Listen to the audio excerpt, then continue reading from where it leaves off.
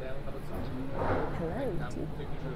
I am at LAX right now waiting to board my flight, and I just wanted to share some traveling health tips that I've accumulated to support my body during travel, especially air travel, because it can be really, really hard on the body, especially if you're on the airplane for over 10 hours.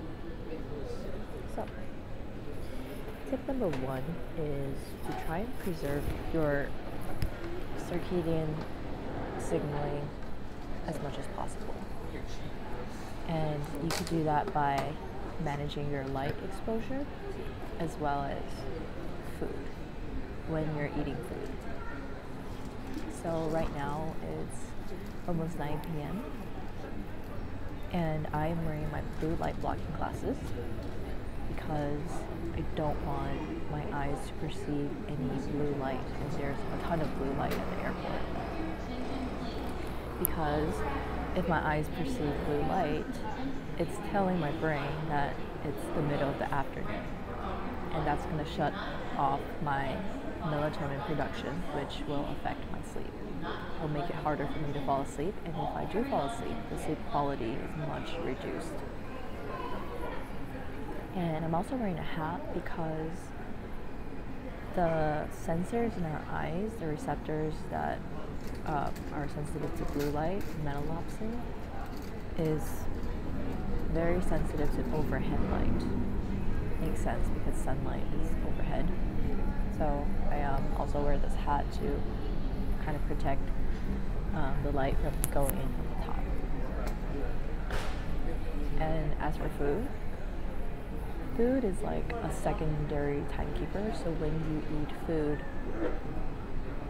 you're also signaling to your body when it should be awake. So if it's late, I don't recommend you eating any food, like at least 3 hours before you go to sleep. And I'm planning to sleep on the flight around like 10, 11, so I'm not gonna eat if they serve like dinner on the flight. I'm just gonna fast. So tip number one is circadian rhythm signaling. Tip number two is to drink really high quality water because it is extremely dehydrating to be on the airplane. Also at the airport, but more so on the airplane. So I always get the Evian water, and bonus points that this is in a glass container and not plastic bottle. And Evian is glacier water that is very high in minerals, low in deuterium, and also very high vibrational. Like it has good energy. This has been vetted by at least 2 of my spiritual teachers. So it's important to drink high quality water with the right mineral balance and the right pH, and preferably not in plastic, because that's how you actually hydrate your body.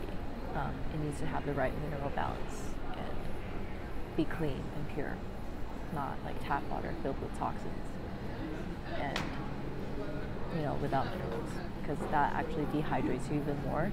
When you drink water with the wrong mineral balance, it flushes out your own minerals. So, not good.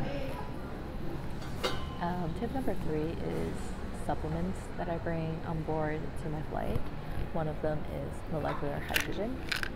I put it in a different bottle, but this is molecular hydrogen. And it's a tablet that you drop into the water and it creates a bunch of bubbles. That's the hydrogen. And you drink it, and what it does is it acts as a selective antioxidant, which means it calms inflammation where you need it. And being in such a high EMF environment, such as the airport and on the airplane, is very shocking and taxing on your system. So bringing down the inflammation and kind of like calming the system is very helpful. And the second supplement I bring is methylene blue.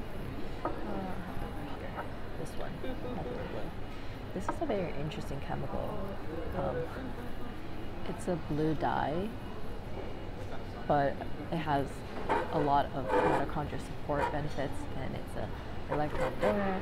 You could do more research into it if you're interested in methylene blue, but it has a ton of benefits.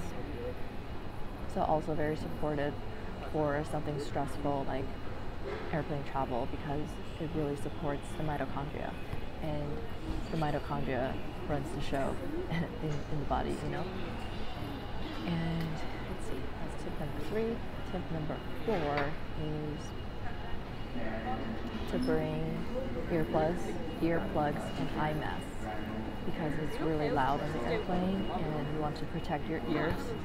An eye mask just really helps with going to sleep, because it's creating that really dark environment, at least for your eyes. Tip number 5 is try to get aisle seat as much as possible, because then you can move around freely. You don't have to worry about like annoying the person, like always asking them to get up. And it's good to move around at least like once every hour or two, just to stand up, stretch. Yeah, try to get the circulation going, try to move your muscles a little bit so you're not like sitting for 10 hours. Let's see what else. I think that's all for now. I will catch you next time. Bye bye.